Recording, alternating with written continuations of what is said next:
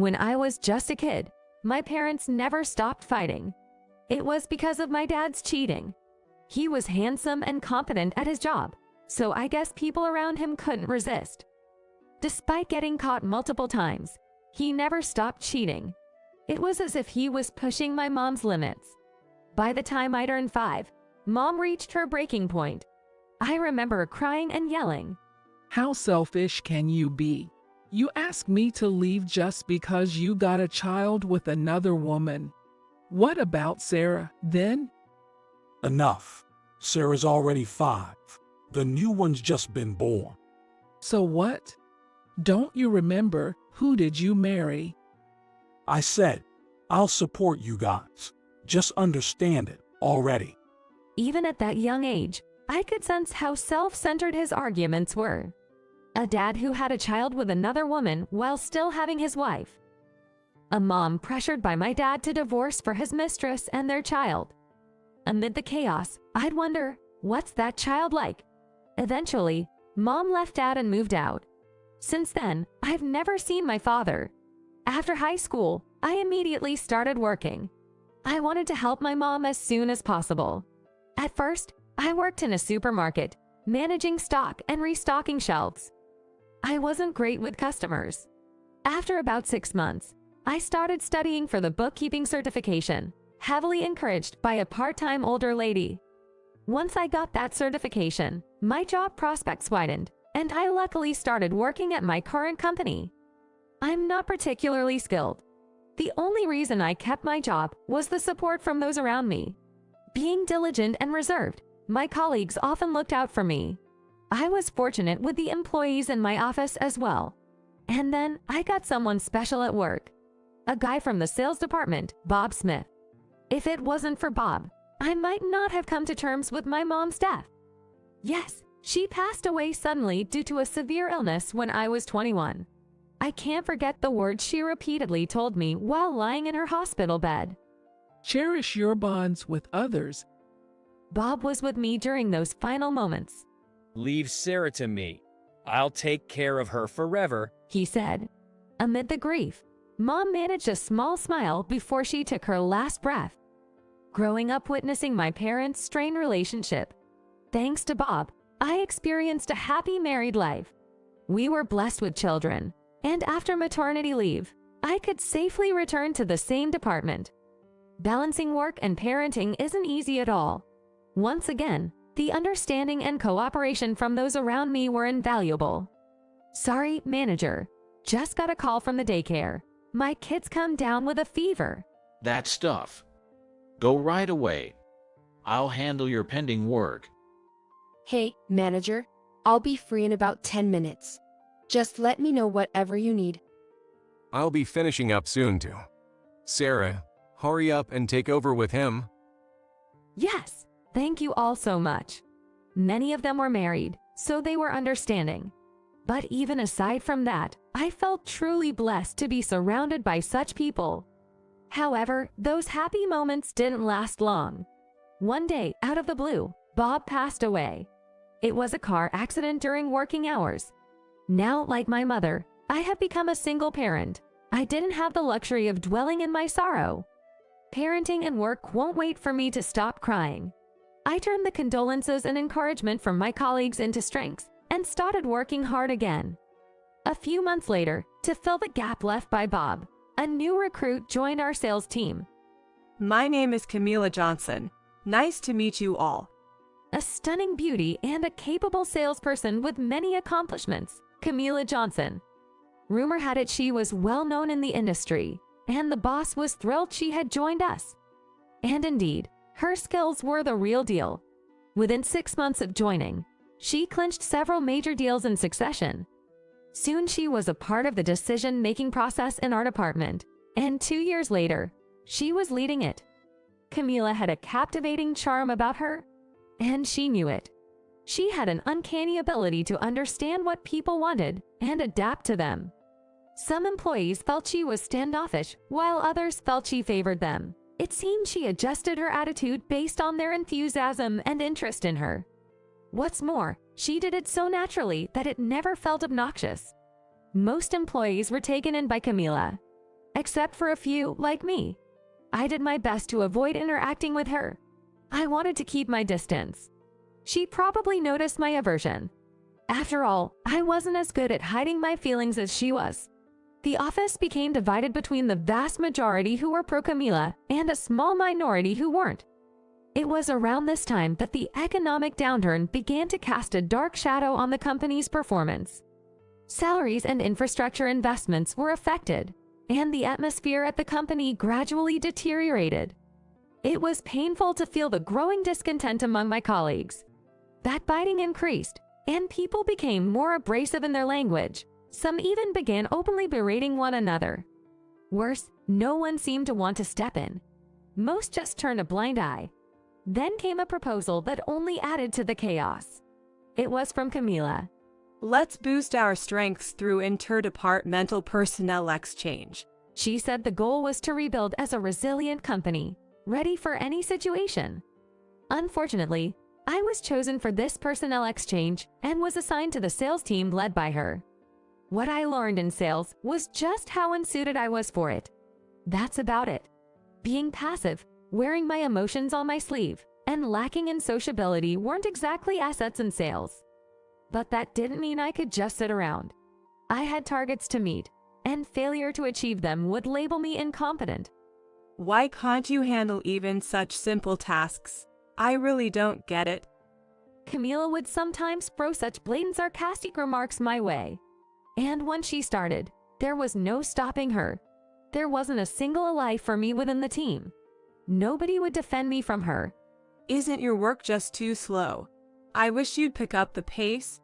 People won't like you if you're so standoffish. You know, it's all about the sales smile. Got it. Please, can you at least follow through with what you say? Can you stop dragging us down? You're so useless. Almost every day, I was bombarded with these harsh words, and my motivation to work plummeted. But I couldn't take any days off. If I failed, I wouldn't be able to make ends meet. I needed to keep working for the sake of a happy life with my child. Back then, I believe my focus was more on protecting myself than on my job. I was constantly thinking about how to avoid any sarcastic comments from Camila or even how to avoid seeing her altogether. There were quite a few employees who were going through the same struggles as me. All of them were not by her side, and many of them were either mentally distressed or deeply hurt. Naturally, the number of employees quitting increased. No farewell parties were held. No words of encouragement were given. The company's performance kept declining, and things became increasingly disorganized. One day, I was summoned to the boss's office. Wondering what the boss wanted, I asked, and there she was. You finally made it. Aren't you always so slow? It was Camila. She seemed very close to the boss, too close for comfort. We happened to talk about you, and since Miss Camila wanted to confirm something directly, so... What on earth did they want to confirm? When our eyes met, she gave me a mocking laugh. Sarah, is it true you only have a high school diploma? What? Yes, I do, but... No way. There really are people like that here. Well, I guess that can't be helped then. What couldn't be helped? Camila, smiling smugly, reported to the boss. I'll reorganize the interdepartmental collaboration teams, adding the information that she only has a high school diploma. The boss, who couldn't argue against their star performer, reluctantly seemed to agree. All right. Then she approached me and whispered in my ear. Sorry, I don't need a high school grad in my team. Well then, boss, we'll be on our way. I was ushered out of the boss's office by her. The corridor was empty, just the two of us. This is exactly the situation I had hoped to avoid. The performance of my team, the one formed through interdepartmental collaboration, was at the bottom. Is that so? It's not just is that so. Who do you think is to blame for that? She was insinuating it was all my fault. I believe a team should help cover for members who might be struggling. Is it really possible for a company to grow by only keeping the competent ones? She was swapping out team members aggressively for her own objectives. I was completely fed up. What's with that look? Nothing really. If you go against me, you'll be fired. For someone like me now, that's pretty easy, you know. After hearing such words, I made up my mind. There are other companies out there. I don't have any reason to stay and suffer here. The next day, I handed in my resignation to the boss. What surprised me was that upon hearing of my departure, many others followed suit. Most of them were female office workers who often interacted with me. If you are leaving, we're leaving too. We can't stand the way this company operates anymore. I was taken aback. I didn't realize that I was someone people looked up to. The news that several female employees, including myself, were quitting spread like wildfire throughout the company. The higher-ups weren't pleased, but we remained firm in our decision. On my last day at work, Wait, Sarah? someone called out to me as I was leaving the office. It was Camila. She was running towards me, looking distressed. I knew that recently she had become the scapegoat for the company's issues. Part of the reason the company lost so many employees was due to her. The company seemed to have finally recognized that. I've been talking to HR about the people who are quitting. Why, trying to find reasons to persuade us to stay. I apologize for prying into personal details without permission. I'm sorry. I was about to leave, but she stopped me with her loud voice. Why did you keep silent? Didn't you notice, sis? Sis. I turned around to face her once more. Yes, I had noticed from the beginning. The surname Johnson she had before marriage. The age difference between us. Her facial features. And most importantly, the self-centered nature, so much like my father. She is my half-sister. Surprisingly, tears began to stream down her face. My dad and mom are both gone due to illness. I've always lived alone. Then she began to speak in bits and pieces. She found out at some point that she was a child born out of her father's cheating. She couldn't be proud of her birth, resented her irresponsible and promiscuous parents, and grew up without trusting anyone. All she had was a rebellious attitude towards her parents and thoughts of how to use those around her to get by. She's come this far by not opening up to anyone, using her talents and charm as her weapons. But I've reached my limit. It's the same no matter where I work. In the end, people always leave. You can't fool me with that. You're always thinking about yourself, not caring about others. But you are the only family I have now. If you also leave me, Camila, with tears streaming down, I spoke to. About everything since my parents got divorced. Cherish your bonds with others. With those words, my mom left me. I've lived earnestly till now. I might be leaving the company, but I'm not alone. I have a child and connections with friends. The child is a testament to the deep connection between Bob and me. Unbreakable bonds with friends prove it too. It's evidence that I've always valued relationships with others. You might want to think about others too, not just pity yourself all the time. think about others too. Just that might change a lot. Though, Sarah.